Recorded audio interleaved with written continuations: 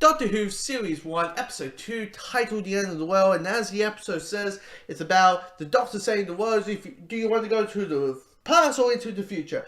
And Rose says, I want to go to the future! And the Doctor travels the TARDIS into a satellite, and where all the high, mighty, rich people from different alien races and planets and all that kind of stuff go and witness the end of the world of planet Earth. While all these little, spider creatures are trying to, basically trying to make them burn with them, for cash. And with that plot, I mean, the main plot isn't really the most important thing, really. I mean, it's kind of surprising that, out of all musical human history, Britney Spears' song Toxin stays around. And, I mean, the other one, I'm like, yeah, that's a classic song, I understand it. But Toxin? Really? Wow, that's a prize one. Even though it kind of did work well, like how the scenes played and all that kind of stuff. But what this episode is all about is still exploring the relationship between the Doctor and Rose. The Doctor is still bitter about the Time War once again. He's a guy who doesn't want to look back. He wants to keep forward, but people keep pointing him back. I mean, we meet this character, I forgot the name, who's kind of like half tree, half white, half tree, half human kind of hybrid kind of thing. And she stands the Doctor, and we find out what race he's in. He's a Time Lord, and there was a war. And, it's still a little bit on the pod. There's a little bit still a mystery to him, and finding out what happened to him.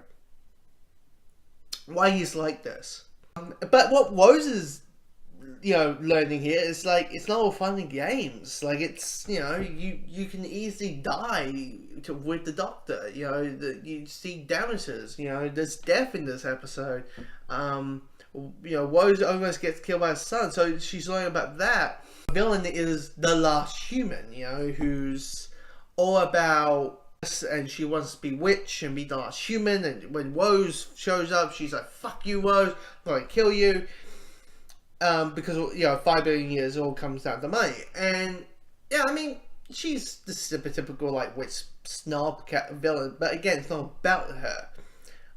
She probably has the most brutal death I think this show has ever done, and this is episode 2.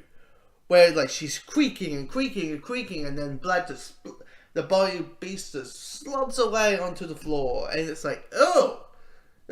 I'm like, it's probably a couple of times I've seen that episode. I'm like, eesh, that's a bad way to go.